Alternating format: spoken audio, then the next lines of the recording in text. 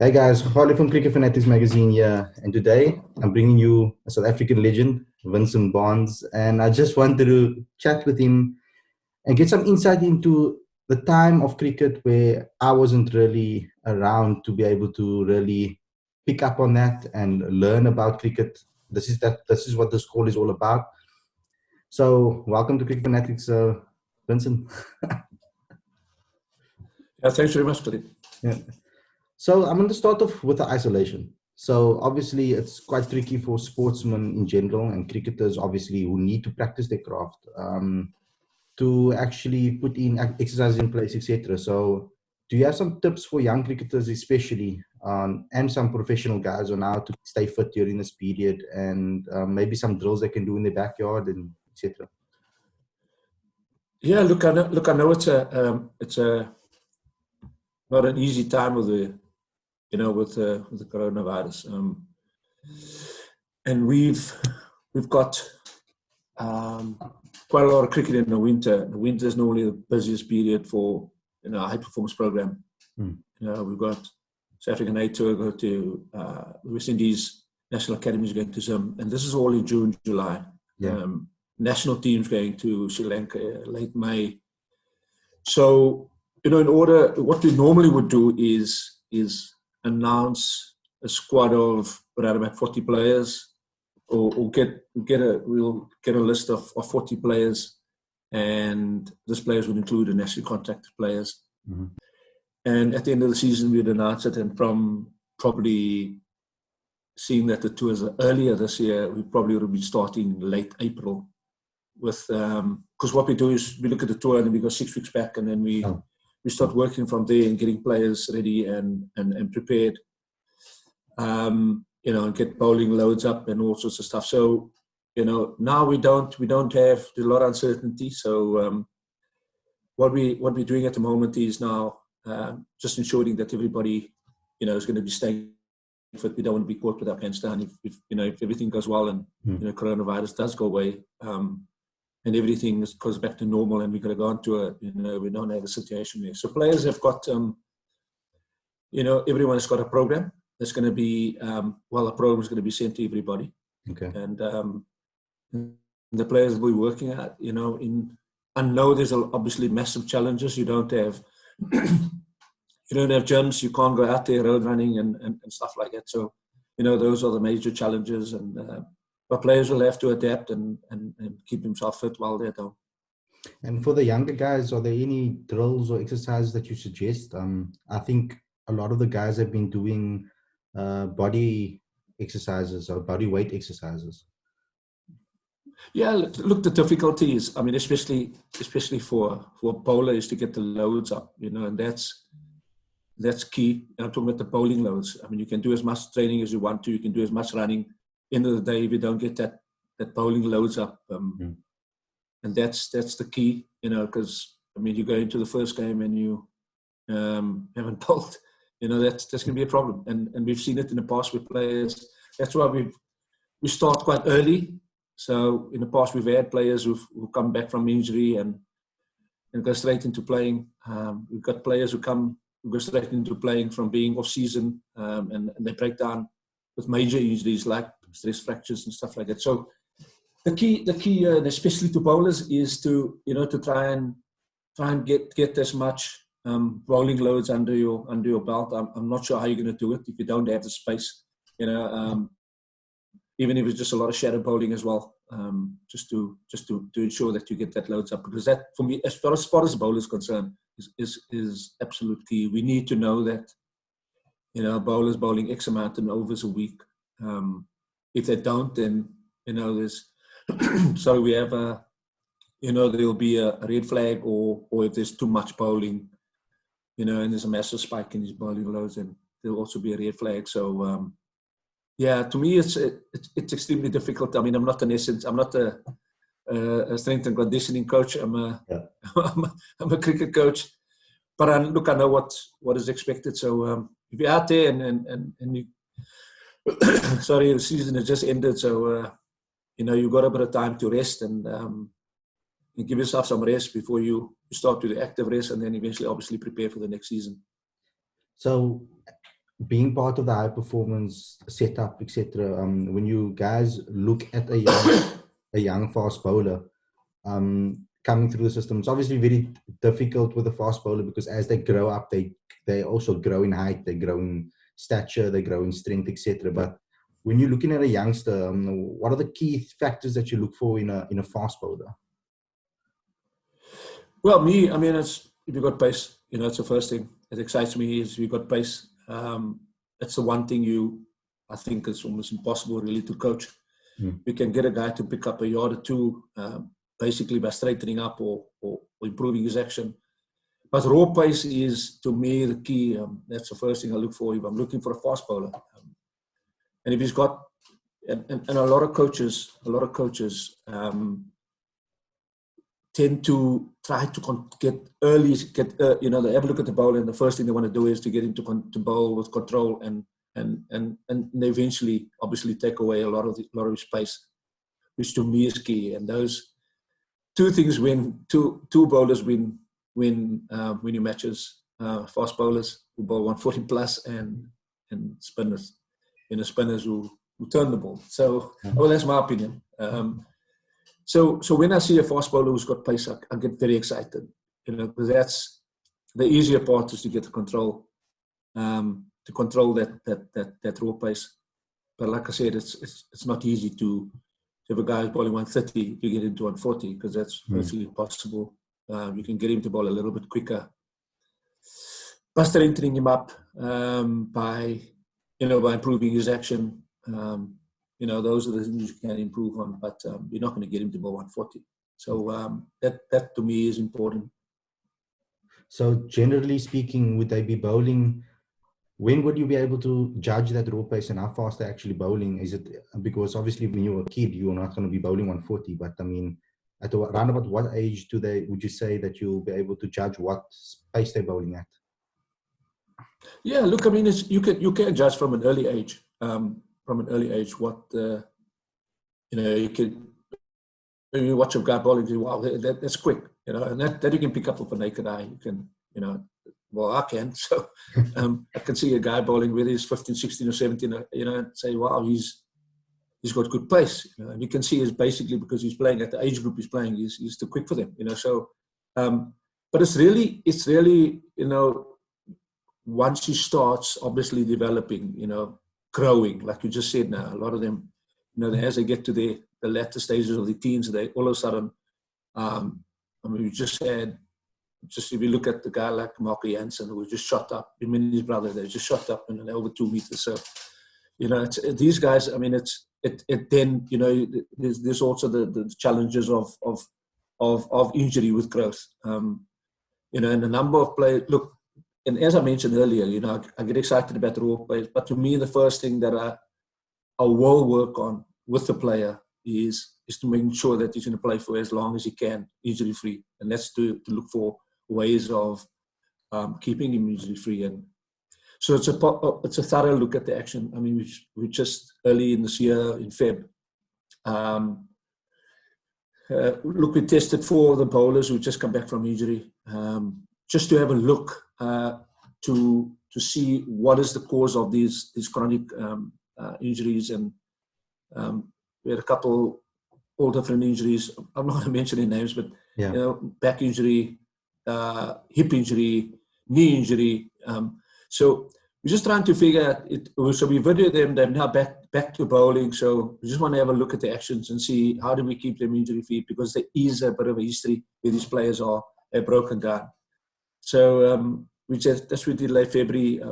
The whole plan was to, once we got the footage, which we got earlier this month, was to go and sit with their coaches and their bowling coaches and just plot the way forward, as to what our thoughts were about them. Just looking at the action, and that we had this biomechanical testing from the people from Wits University, and so the footage and data that we got was excellent. And so the plan was obviously to then sit and talk to the coach, sit with the coach, the players coach, and the players bowling coach, and myself and Adrian Leroux, our lead S&C, and just work out the plan, a strategy going forward, is to keep this player injury free. as to why they're picking up these injuries.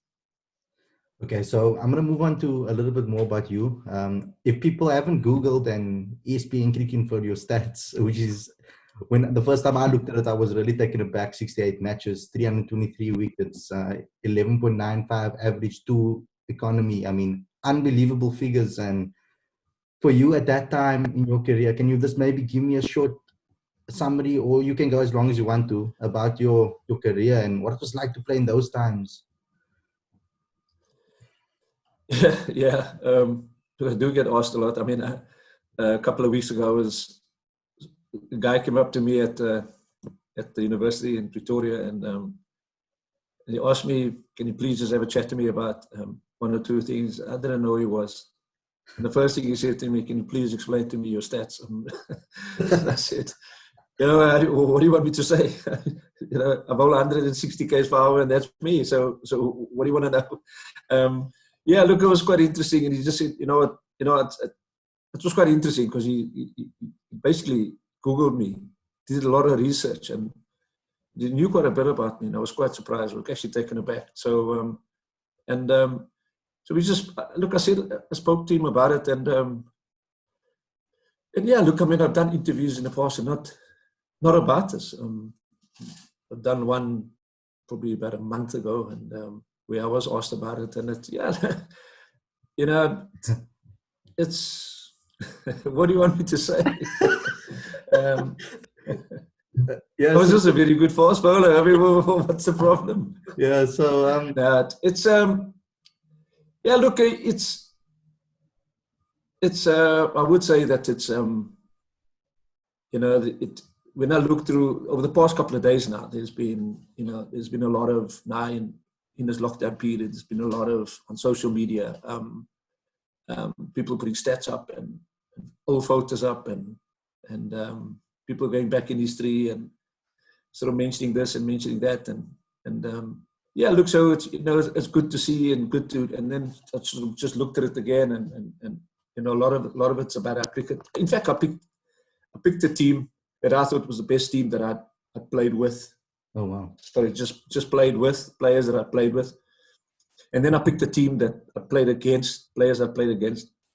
So I had these 22 players, and I felt that this was probably the 22 best players that I played with and played against. And but anyway, I wasn't opposed to it. But I thought, just leave it. It becomes controversial because somebody will say, "Where's this one? Or that one?" Yeah, it becomes it's my team. It's basically my teams. And when I looked at the team people I played with and the people I played with, it's actually frightening to get in for people to understand how good that team actually is. Or that team that those players were. That if I look today and look, I've coached at the highest level. I've been around the world. What some of the best players in the world, and I'm talking about the Laras, the Tendulkars, the Pontings, the Wars. I mean, these are all people that I've watched, and played against. I mean, that South Africa played against, and I know what the value is, and I know how good these guys were that I played with, in the old days, and it's so frightening. It's a hell of a team that I put together, and I put them all, and their name just sort of flowed. It was really only that I was finished. I had about 13 names, cut down 2. Then I looked at the team, and in fact, I'm not in the team. So I looked at these guys, and I thought, yeah, because look, these are all the guys I played with, and I looked at them, and I thought, wow, I mean, it's frightening. And some of the players are still left out. If you just think that if they were playing today, obviously, I mean, these are players that most of them are never ever coached, and playing in those days it's just about sharing information. Nobody coached anybody. I was never coached. A lot of it was people telling me what to do or giving information or advising. And that's how frightening it is. It's to see the amount of unbelievable cricketers that the world never ever got to see. And I was fortunate and actually honored to play with these guys. A lot of these guys were very, very instrumental in my career as to what I did. And all I wanted to do was bowl fast. That's all I wanted to do. And nobody ever came to me and said, listen here, you're going to start working on swing. People just enjoyed the fact that I bowl fast. And it was a weapon. It was really in my latter stages when I went to play cricket overseas and realized that, I was now playing as a overseas pro and responsibility was a lot bigger and I was going to bowl a lot more overs. It was really then I started focusing a lot more on the skill of bowling. And that was, what was that? I was about 25 years old and started working a lot on the skill of bowling, swing and these type of things. And I had this video and I still got it. I've got this VHS cassette, which it's just now, obviously, which I've downloaded now and I've got it. Was in both of them, and how simple he made swing bowling look, and so I got this video, and that was almost my little Bible as you travel around with it, because it was very basic, but I took my cue from it as to how to swing the ball away and in. So that was really, in the latter stages of my 20s, I started thinking, right now, I've had enough now of being the fastest, and I want to be the best. So that was what it was about. Look, we played on when we played against at home, and we played against EP was obviously our biggest challenges. I'm talking about Western Province's challenge was EP. They had great sides. We used to, Transvaal and Natal wasn't very strong, so it was only latter stages prior to Unity that all the teams sort of got a lot stronger. But so when you played at home, it's like in any team playing at home, you ensure that you get the home ground advantage and leave an extra bit of grass on the wicket. So that's when we played at home. It was, but funny enough, all my best performances were in that home. Took a 9 for in I think it was Ladysmith. I think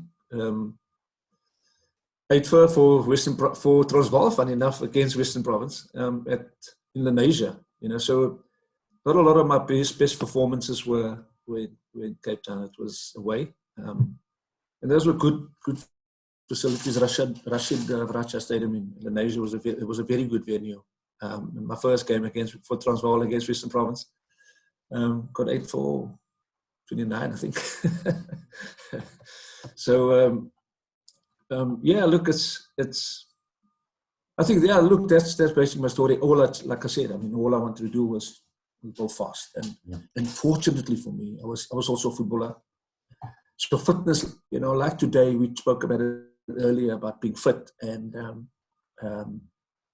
for me, I was fortunate that I played football, and football training to me was important in strengthening my legs, my core. A lot of the parts of a bowler that the bowler need. A lot of the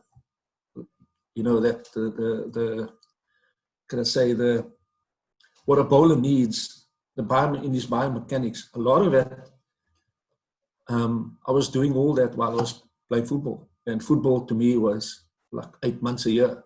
So it sort of overlapped. These seasons overlapped. While I was playing cricket, I was still playing football. So, I kept fit that way, and it helped me. And I would just continue with my football training. I've never. And the other day we were talking on our football group on WhatsApp, and I've been to a gym once in my life. And I picked up a weight once in my life. Well, that's once in my life. And after picking it up, I felt, nah, this is not me. I'll never do this again. I've never ever picked up weights. Look, at that time I was getting advice, don't do weights. It's going to bulk up, but it's going to slow you down. So I just thought, I was this margat boy. So, let me just ensure, I could kick a ball. I had strong legs, I had strong core. So it had helped me over the years, and I thought that was me. I was just going to make, just continue to work on my fitness via my football training. And so I was fortunate in that way that, maybe I did have a stress fracture of the back, and I didn't know, but I can't remember can't remember. Cricket injury keeping me out of cricket. Football injuries kept me out of cricket. I tore my groin muscle in a football match, and it kept me out of sport for about 2 months. So that kept me out of cricket, and it happened sort of pre-season, which was like, it was really pre-season in the football. So it killed off my cricket season at the end of the season. And so that was like 2 months I was out, and I tore my ligaments in my leg in a provincial football match. And that kept me out of football. Tore the ligaments in my left knees. It also kept me out for a while. But never ever I've never missed a game of cricket, from a cricket injury. Yeah. Like a stress fracture, or you get niggles. Obviously, you get niggles. I actually get shin splints, to the latter stages of my career. And that's after bowling a lot. So, but yeah, so that was me. I mean, that's how I just kept it. Yeah, so obviously us, the newer generation, we have all these opportunities in front of us to be able to succeed or to help us succeed. And I feel like a lot of our generation kind of takes that for granted in a way. I want you to maybe give us some lessons on how you guys stayed motivated in the times that you come from, because obviously playing post-isolation, pre-isolation, of course, and all of that during apartheid, etc., and the difficulties of you being able to play your craft and play what you love. We have the opportunities now all available us to make the best of our opportunities. How can you give us some advice on motivation from your life story? I think, if you're not motivated these days, then you actually shouldn't be playing sport. So, because there's so much available to you as a sportsman. And I'm not talking just about cricket. But if we talk about cricket, there is so much that's available to you as a cricketer. And if you set your mind, you obviously got to set your goals, and obviously realistic goals, and set yourself. Look, this is what I'm going to do.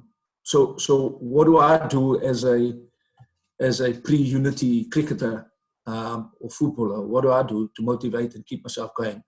Is, for me, sport was recreational then. I couldn't play for my country. That was never a dream. I'd like to play for my country. I'd like to go and play football overseas. I'd like to go and do this. I'd like to play county cricket. I'd like to play for my country against these guys. It was never, I couldn't do that. We weren't allowed to do that. And that was by choice. I didn't, I was never going to play sort of what, as we call, on the other side during the apartheid era, because I didn't believe it was right, and so to me, it was, my goals then became very sort of individualized. To me was about, so how do I keep myself going? I played for a very successful football team, very successful cricket teams. How do you keep yourself motivated? How do you keep, I see, if you look at football these days, guys win a Champions League, they win a league a couple of times, and then they're off. They can find other challenges.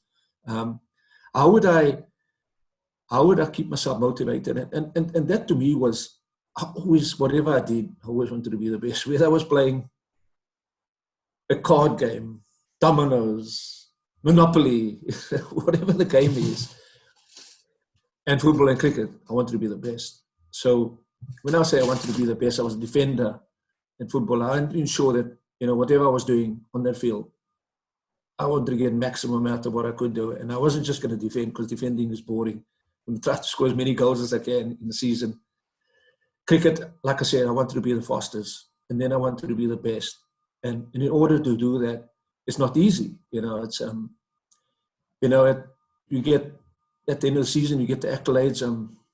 You're the best bowler, your figures are the best, and best bowler of the season and stuff like that. But if you just look behind you, there's about 6-7 bowlers chasing you. So to keep them away, because if I didn't persist with what I was doing, they easily catch up and just become a lot better than me. So that to me drove me. I just wanted to be the best. Not at all costs, but just to ensure, and that drove me as a person, in whatever I did, to ensure that I was the best at whatever I did. Today is is it's still the same. You know, if whatever you're doing, you still want to be the best at what you do.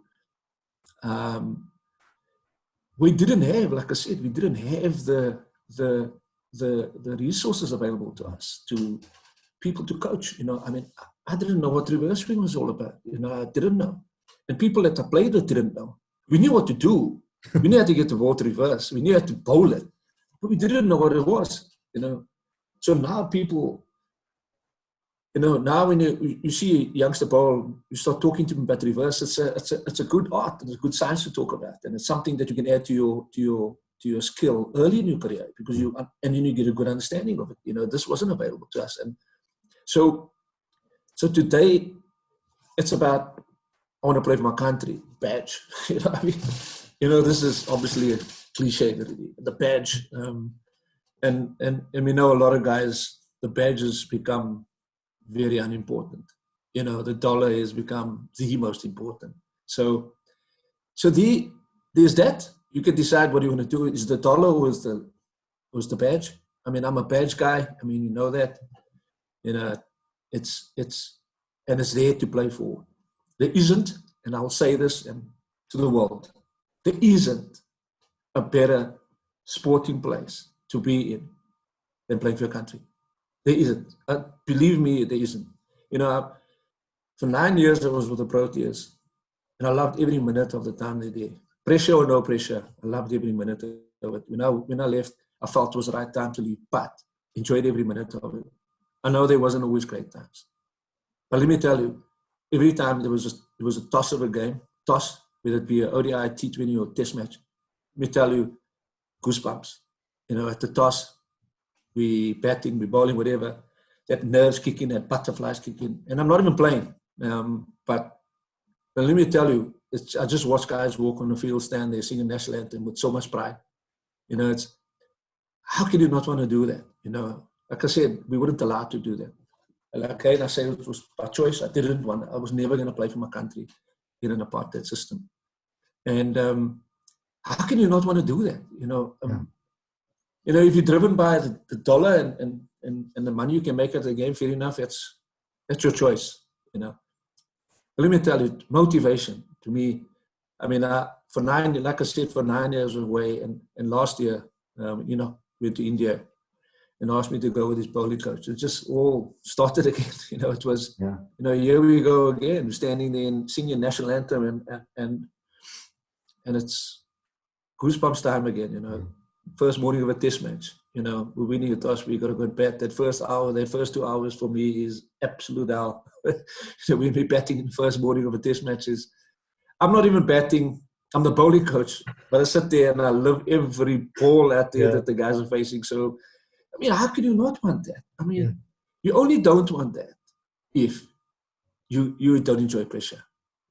If you enjoy the pressure and if you enjoy getting into the kitchen, as my friend Mark Williams always talk about, the heat of the kitchen. If you don't enjoy that, you're just not going to succeed. You know, if you enjoy it, I mean, that's what I always just think it probably what drove me. You know, I took penalties, and the reason why I took penalties, you know, and I always believed my philosophy was very simple with the ball that was 12 yards away from a keeper, that he stood no chance of saving it.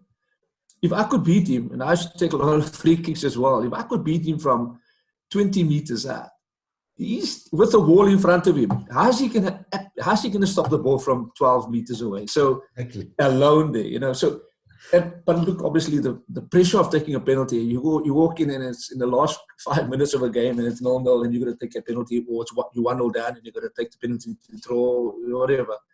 You know, that's different type of pressure. But that's what I used to do. You know, I used to enjoy it and you embrace it and you take it on. And I think that the players that, if you look at the players over the years that have been very, very successful, I'm talking about cricket now.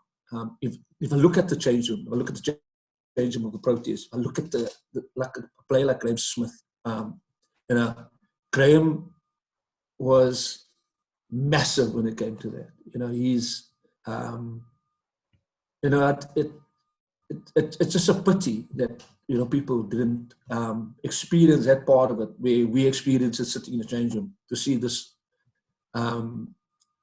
massive person, and how you embrace pressure.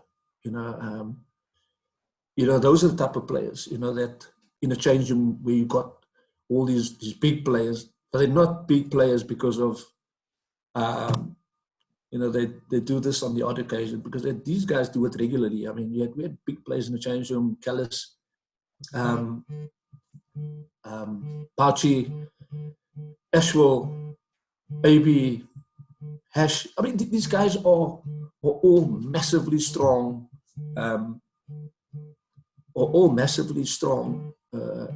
mentally. And, these are the things that made such a difference to the team. But not everybody is wired that way. Yeah. Not everybody. Over the years, I've also seen some players come into the system, and you can see they don't. This is not for me. So they come into the side and out because, they come in, they do one performance, and then they just fade. It's because they don't embrace the pressure of that. And as a young cricketer, you are going to be exposed to that. You're getting exposed a lot more at the early age, at the early stage.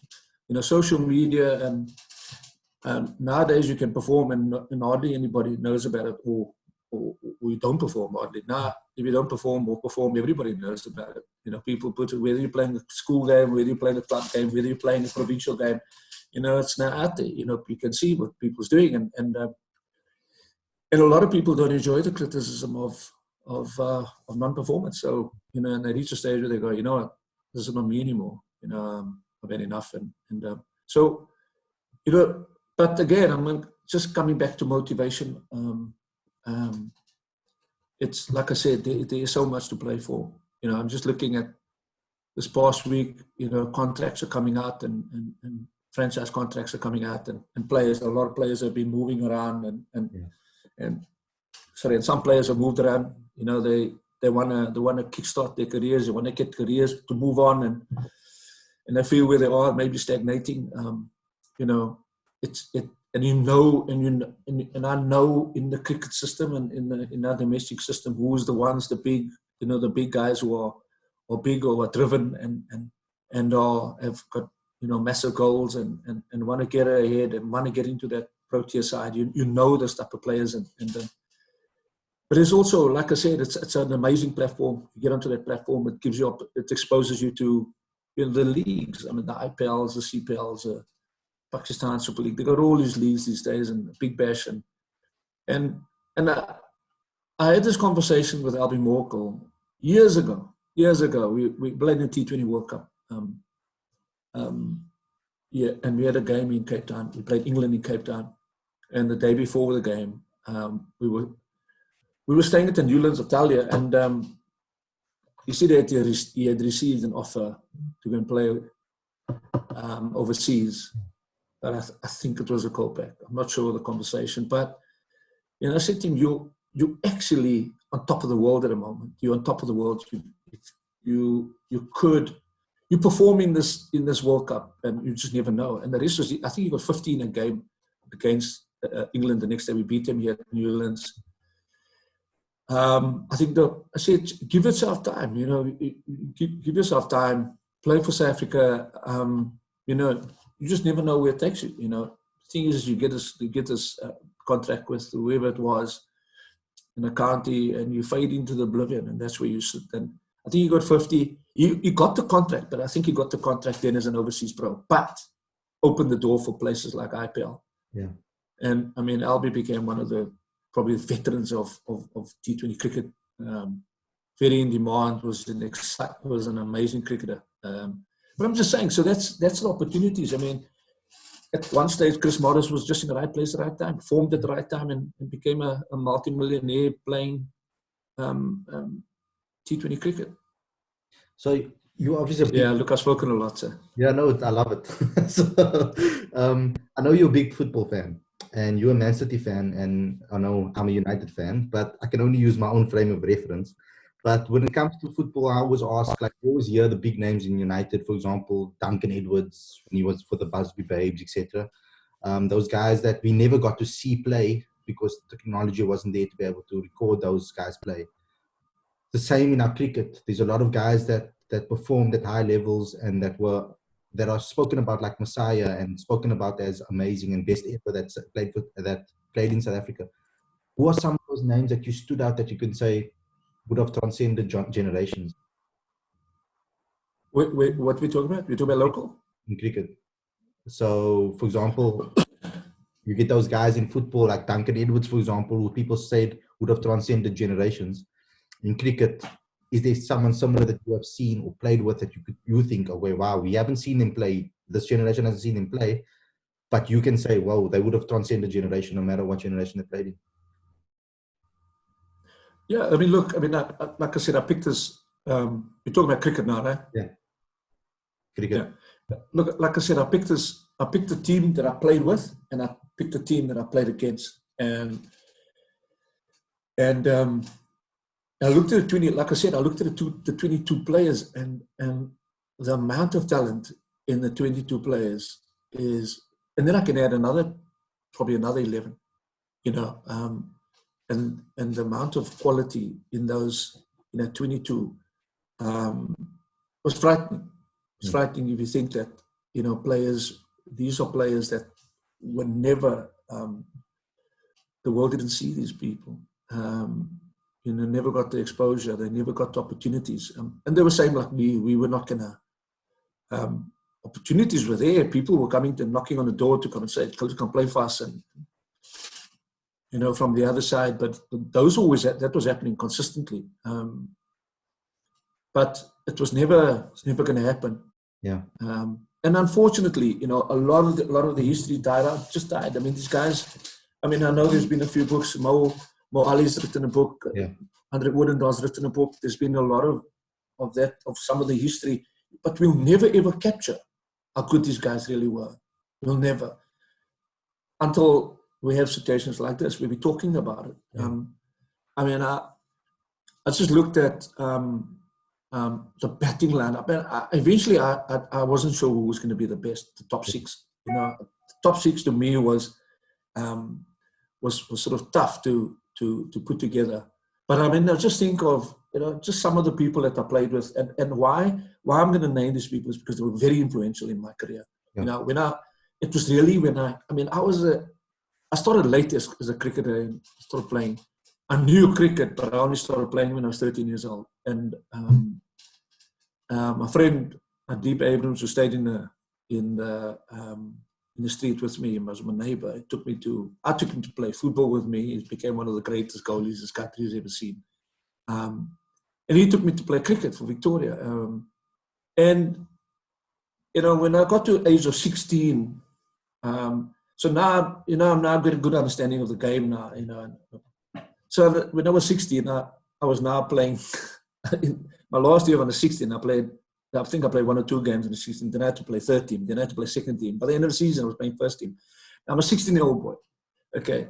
And understanding of the game, I'm just getting to understand this game. So now I'm sitting in the change room with these massive players, and and here it is. The following year, I was in the Province B team. The following year, I made my debut. Let me just put this. Let me just close this. So 17. In fact, a couple of weeks ago, I was sitting at the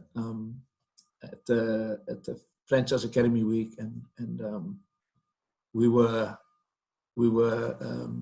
I was in Pakkersdorp. I was in Georgia, so I was sitting in Pakkersdorp at the very field that we had played in a B tournament when I was 17 years old, 77 that was, in a B tournament. And it brought back unbelievable. I was actually talking to Gershon Rabi, who's from that area, about me playing there, and he knew about it, it's just, it's a brought back unbelievable memory. And even then, people that we played with and played against, and then, the following year I made my debut. Now I make my debut, and the captain of the team is Lefty Adams. Lefty Adams. And these are, eh? Yeah, they don't come bigger than that, right? Eh? We've never been privileged enough. What do you say? He's one of those legends that you talk about. He's always one of those legends. Yeah. You never ever got to see him play. So what was he like? Yeah. So you must remember this, right? So I get into this team. I make my debut. We're playing at Avonwood Park, and I'm going to make this very, very clear here that I never ever played, and people seem to think this, but I never ever played a provincial match on a matting wicket. Every game I played was on turf. You know, people seem to think that I took a lot of wickets on mat. That is so untrue. I never ever played a provincial game on a mat. I played in club games, yeah. Anyway, so I make my debut. And he's captain. And in the team is Said Majid, George van Oort, Brahma Isaacs, Rusty Majid. I mean, a lot of these guys I don't know, right? So I'm a lighty. I think I just turned 18. Sorry, so here we go. He gives me the ball. He says, Lighty, you got 3 overs. Well, he said it in Afrikaans, 3 overs om 'n wicket te vat. As in 'n wicket vat die af. And that's what happened. About 3 overs.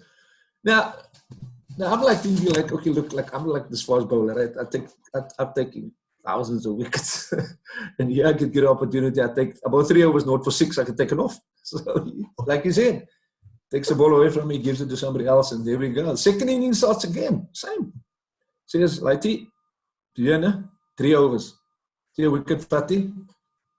Same thing happened. Look, I didn't only bowl 6 overs in the game. I mean, I bowled more, but that was me, my start of my career, with these massive players. You know, over the years, I got to know them obviously a lot better, playing in a club system against them, and and playing cricket more often than in the province team. I mean, I made my debut and it came out to the side, and then I played in the B side again, and then got back in. And once I got back in again, it was history. I stayed there. So, but just to think, I mean, if you said today, we played against EP, my debut. Proteas Govinji, who played in that game against us, he posted a picture of that 88, 89, 78, 79, our ball winning team. And if you look at the players playing in that team of EP, it's frightening how good they were. I mean, you know, and and if you look at the players that I played with, and I'm going to say this now, you know, I mean, they had probably the guy who I thought was one of the best fast bowlers this country has seen, Jeff France. They had opening the bowling. I love this guy. You know, I mean, to me, he was Michael Holding. Michael Holding's always been my hero. So this was like Michael Holding. This guy just ran in with a beautiful action. And I always thought that I would like to bowl like him, and I couldn't bowl like that. So, but I mean, we had Jeff. They had Jeff France and Stephen Dry. These are all unbelievable cricketers, beautiful bowlers. Harun Logat, Kai Majola, Proteas Govinji, God Karambi. They had fantastic cricketers in that side. But in our side, I mean, people and why I'm saying these people, it's because of the influence and how they've helped me in my career was obviously Majid brothers. I opened the bowling with Said for many, many years. You know, he's probably the best cricketer I think this country's produced. Who never ever played for South Africa. Probably the best. You know, he's and I don't just say that because he could open a bowling and bowl 140 and then go and bat at number 6 or 7 and go and score 100 with a team at 80 for 4 or whatever, in trouble. You know, you just relied on somebody like that. You just knew, you know, don't worry, so I still got to come and bat. So, you know, somebody like that. Unbelievable in field, could feel anywhere. Kill you on a rugby field, you know that. You know, just a multi-talented sportsman, but probably one of the best cricketers I've seen and played with and against, without a doubt. You know, Rusty's brother, I mean, you know, people don't know this, and people got to hear about Rusty after Unity, and that was more in a capacity as an administrator. But taught me so much about swing. He cleaned me up. He cleaned me up easily. Look, okay, so I bet lower down the order, right? So he had swung a ball away for about 4 balls, and I thought, okay, let me just leave this now. Okay, because leave it now, make me look, you know, and it knocked my legs down at the ground, you know, with a massive in swinger. So, you know, taught me so much about swing bowling, about the art of bowling, about understanding bowling, understanding conditions. You know, a lot of people like that. Kulamali, I mean, I don't even know Kulamali. Kulamali, I mean, was the Santos guy, football guy. I mean, I met Kulam through football, and he was also playing for Primrose. He had come here from Durban, and he had a shop just up the road from where we stayed, and called Kulab Sports. And a lot of our sort of after weekend cricket matches, I'd go up to him and stand on the stoop there and just talk about cricket, and that is where reverse swing was spoken about. And I was like, why is this ball doing funny things? Like, you know what I mean? I got taught, right, the ball rough on the outside, the ball swings that way. Rough on the inside, the ball swings in. You know, this is like what I got taught. You know, now the ball swinging the opposite way around is like something I'm doing wrong. And like so I'm thinking I'm doing something wrong. And until we've had this conversation, and he goes, you know, no, but it's a different, you know, once the ball gets older. And so we're discussing these things, but we don't know why the ball does it. But, you know, so these are all things that I've learned from people like that. And if you look at, so we've got Majid brothers. I probably the best wicketkeeper I've ever seen was Brahma Isaacs. I don't know if you know all these guys. Probably he was just incredible. And why I say he was incredible, because that's how, you know, I still don't understand how wicketkeepers, a bowler doesn't have a great relationship with his wicketkeeper, not just for catching his balls, but for understanding what a batter's doing. Because he would watch, because he opened the batting as well. He didn't open the batting for Western Province. He opened the batting for his club. But he was one of the really only batters that used to watch my feet. You know, so to me, an in-swinger, I was a naturally bowler away swinger. So to me, to bowl an in-swinger, I had to open up slightly. So I had to open up my front foot a bit, open up my front shoulder in order to get my head out the way so I can get my wrist in a good position. And he used to watch my feet. And he would leave, and then, right, now I've got a bowler's in-swinger to this guy. So now bowling in-swinger, he plays it. And he gets right behind the ball with that. And I actually asked him the one day, and he said, Vin, I said, watch your feet. And now, sure, that's uncanny. You know, here's a guy who's going to catch a ball that's my 160 k's per hour rocket that he's got to catch. But he's also watching the batter's technique. And he would come down and say to me, Vin, just watch. He's backing off whatever he's doing, you know, and give me advice as to how this. And this is unbelievable. Probably the best wicketkeeper. Like I said, Said Majid was probably the best opening bowler I bowled with. Johnny Kleinfeld, you know, guys like Johnny, the late Johnny Kleinfeld, which is all these guys have passed on. Johnny was at school with me. I also learned so much from him. You know, he always bragged about that. He taught me so much, and I used to deny it. But inside, I mean, he taught me so much about bowling at school level, you know, and at club level, we played together at club level at Victoria and then at Montrose and provincial level as well, you know, and he was him too, you know, unbelievable opener bowling, many years with him as well, and but also could smack a ball miles and unbelievable fielder, unbelievable athlete. He was a goalkeeper at that sort of high jumper, did everything, you know, so these are some of the names, you know, guys who played with me at Victoria. Captain Charlie Muskalpek was instrumental in my earlier years as a player, just to give me a lot of guidance, but never ever took away the raw talent that I had, you know. I know there's Malcolm Dewar story sort of floated around, but yeah, look, I mean, it was, you know, I used to play against Primroses, and for years, I never batted against Primroses for some reason. I mean, the one year we actually followed on. He said to me, "Vin, I can't let you bat against these guys. They're going to kill you." You know, so we're going to declare. So we declare 9 down every time. So I never get to bat against guys, teams like Primrose or United, because they had Baby Diamond and Sally Green, and these guys were going to kill you. But now here's the opportunity. He puts a ball in my hand and says, right, Vinnie, Khalid do it. So it's a, you know, that's my cricket. That's a cricket I play. It's very, very competitive. I look today and all these people that I played with, we great friends. We, grew up in a tough time in our history, but made the most of it. And funny enough, the crazy thing about it is that with all this talent in all our sports, and I'm not talking about cricket and football, I'm talking about rugby, I'm talking about hockey, baseball, all these sports, how much talent came through out of our communities, with really limited resources. Like I said, I mean, I've just mentioned a few. I can carry on for hours talking about that cricket.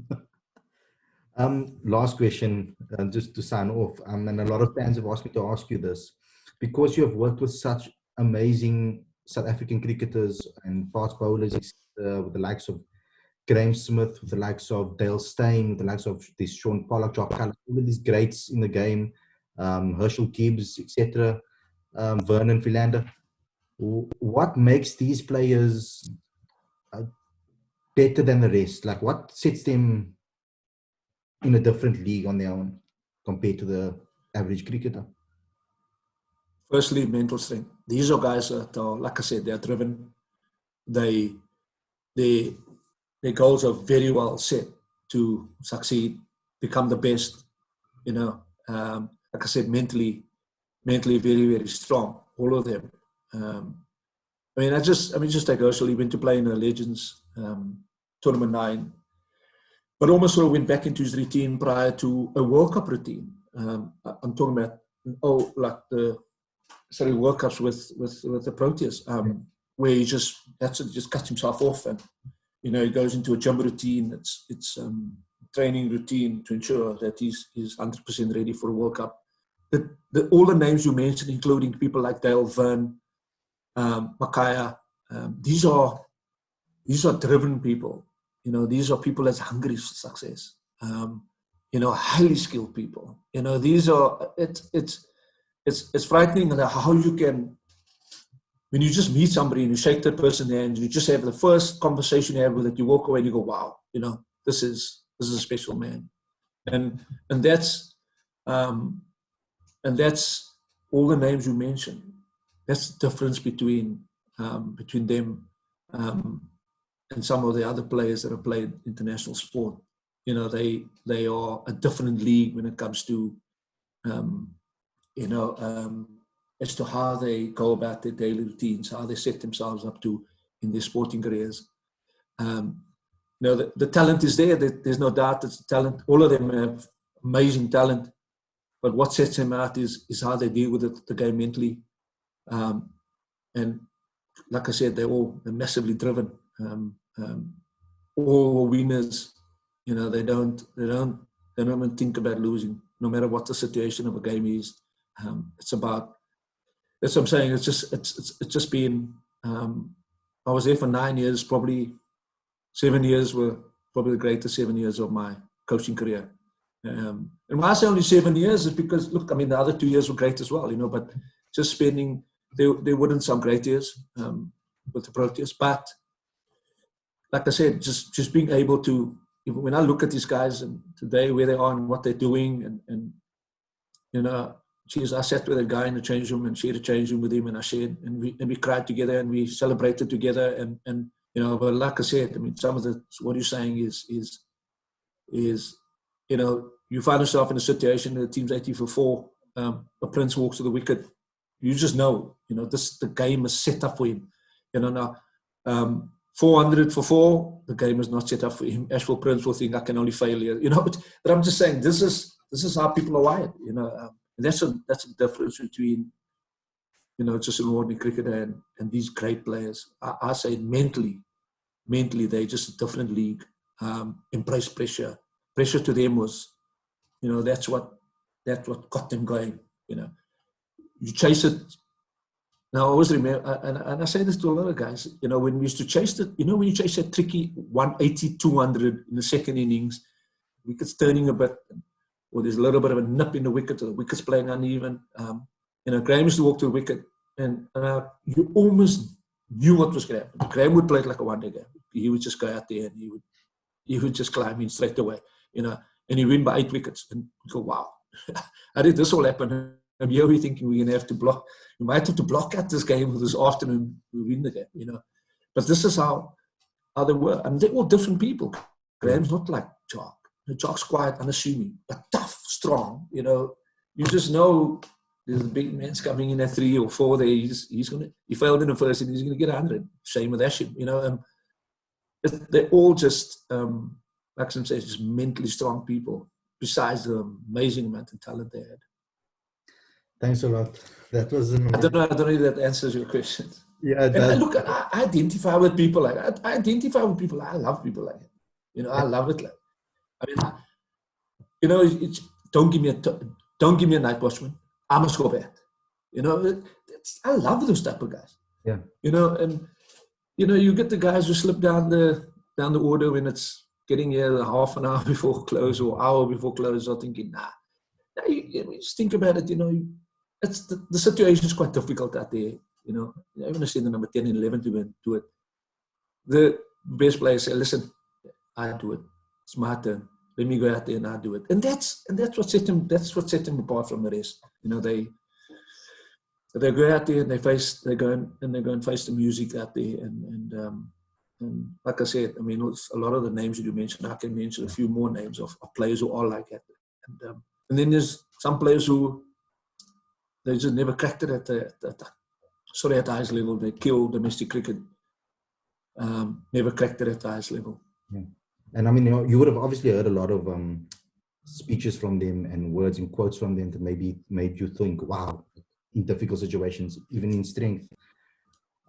Is there something from those players, from those legends that we know, is there maybe a specific one that you can pick out and say like, wow, this really moved me about something that they said from an inspirational point of view? Yeah, look, I mean, I can't really, look, there's been many a word spoken in change rooms, at practices, and there's nothing really that's sort of, I can remember that.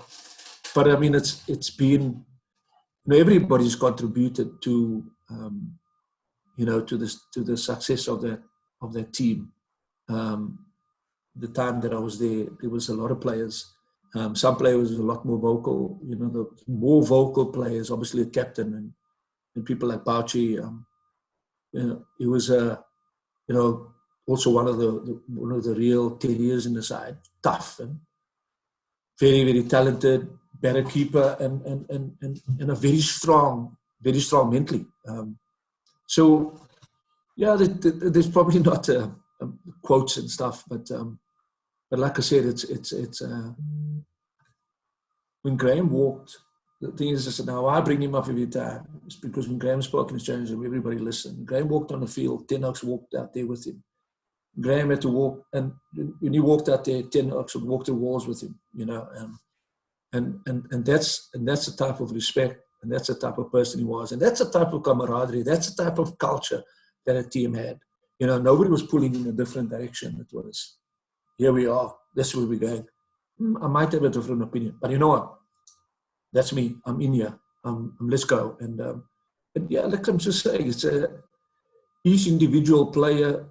That's the frightening thing about it is how we didn't win World Cups with that amount of talent in the change rooms. 2011 World Cup is still to me probably one of the most disappointing sort of periods that we went through. We had probably the best 15 players we could ever assemble to be playing in the World Cup, and had played unbelievable cricket in that World Cup. We had beaten everyone, and we've beaten the holders as well, India, and so that's the tough part of it, getting a good understanding as to why we just didn't click in a World Cup, whereas games like the 4-3-8 game, tough series like England, beating England in England, beating Australia in Australia. Those are tough series against very, very strong opposition in their own ground, in their own backyard, and us getting through it, and that takes a lot of mental strength to get, to overcome, because you're sitting there's 15 players and probably another 10 management, 25 of you against a nation, and this was, just to prepare for stuff like that and to go out there and perform like that, was amazing. And so yeah, look, I mean, I can't actually think. I know that Graham was big on his quotes or find a way. Guys, you've got to find a way. He was big on that, and finding a way, which is stuck with many players, coaches. Find a way. If you're sitting in a situation, you're out in the middle, situation's tough. Find a way to get out of it. How do I score runs? How do I score here? What do I do? How do I deal with the situation? And those are some of the words that but the most amazing thing about just reliving some of those moments is how players getting the understanding of the zone. People talk a lot about the zone that we're in, and I'll never forget us playing in England in Edgbaston. Graham was batting with Barchi, and the game was tight now. We were now about to win a series in England for the first time, and we're leading 1-0 in the 2 matches, that match and the last is at the Oval, and we're now sitting in this. I wasn't, in fact. So we got the change room, right? I'll come back to the zone now. So we got the change room. The change room was quite far from the viewing area. So I was sitting in the viewing area myself, Ashwell, Mickey was a coach. I think Mona and Morkel was sitting. So the 4 of us were sitting in the viewing area. The rest of the team sitting in the change room. Now the rest of the team can't see the game. Yeah. Okay, so they can only see it as the TV is on in the change room. Now the problem with that, the TV being on in the change room, is it's delayed. So when you hear this loud roar, you know that you're in trouble. Now, you see Jimmy Anderson running up, and you hear this loud roar, you know somebody's out. So anyway, I go fetch something in the change room. I come back to the zone part. Right? I won't forget it. So I come back to the change room. I come to the change room to pick up something. And as I come in the change room, all the guys are scattered. It's a massive change room. Edgbaston was being redone. So there's a massive, so they're all spread out. Callis is sitting at the back, and Bouchy's here, and Harrow, and Andre Null, and Dale Steyn, who was 12 minutes at the time. He had an arm injury.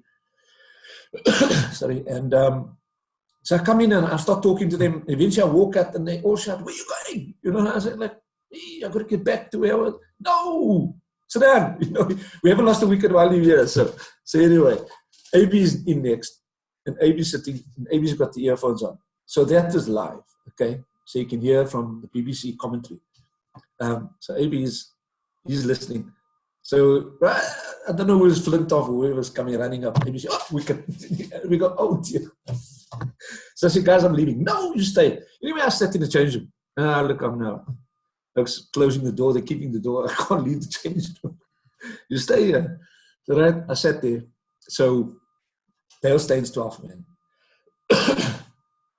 He's not playing. He's got a hand injury. He says, guys, Puffan's gloves. I better get him. Right. Have you got chewing gum? Yeah, I have chewing gum. Right. There he goes. Comes back in. Damn, chewing gum fell out of my pocket. Graham wants chewing gum. Next over, back out. Back. Graham wants gloves. Right, back out. Guys, I just took I took 2 left gloves out. And he said, and what he said was, came there and he gave Graham 2 left gloves. Graham said, Dale had 2 left gloves. So, here's a guy. He's in the middle of a battle, a massive battle. Sorry, I'm coughing. Massive battle. I take him out 2 left gloves. How irritating him is. All he did was he put his hand on Dale and said, hey, don't worry about it. Next over. Wow. Don't worry. But Dale, I mean, the thing is, it's just, Dale looked at him and he just, this oak was in his zone. You got 100. We won a game. We've got 100. Unbelievable. I mean, it's just, he walked off. I mean, we had now won the series. He walked off. I watched him I ran on that field. We hit the winning runs. We were standing on the boundary. We ran on the field.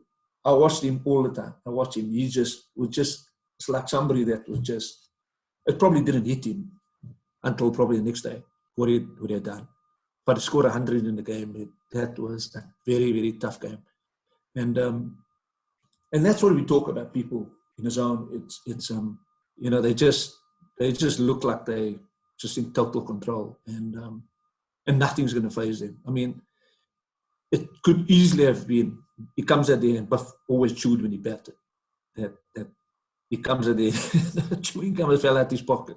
Then he brings 2 left gloves. I mean, this is like when he's faced with 2 overs. Here's a guy in the middle of a massive battle trying to win the game and the series for South Africa, and this happens. And what I'm just saying, he comes in, and I watch him. He just sat there in the change room for a long period, just soaking it all in.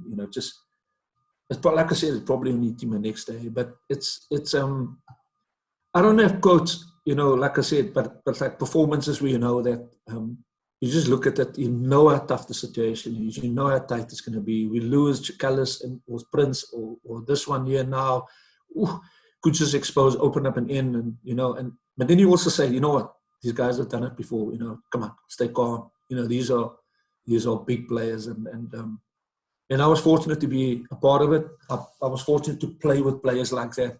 I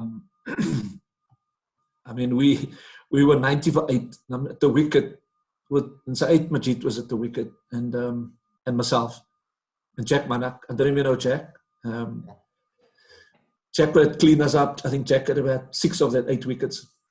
And I came in, and Saeed said, "Listen, all you do is you just say that I'll take the bowling, but you just hang around." And we put on, I don't know, I can't remember what we put on. I scored 1 run. I was 1 not out, But Jack, I did eventually get to face Jack, and Jack had bounced me, and he walked again on the wicket, and he said, "Listen, take it on the body, just don't get out." And then Jack heard this, and Jack said, had a go at him. And he turned around and said to Jack, "Listen," I still said to Jack, "Jack, are you okay having a go at this guy?" And he said, "Vin, just leave him." Jack walked off, and I don't want to say what it said, but it was obviously some choice words. Yeah. But ek gaan die lady Yeah. he murdered.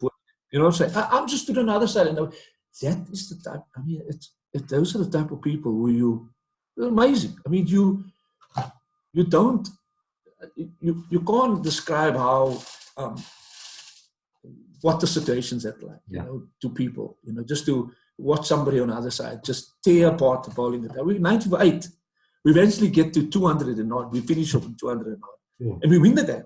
Because now it's our turn, so it's me and his turn now. So I'm just saying it's yeah. That's perfect. It's look, at the end of the day, I mean, we talk so much about sport being a mental game. It is massive. It is how you apply it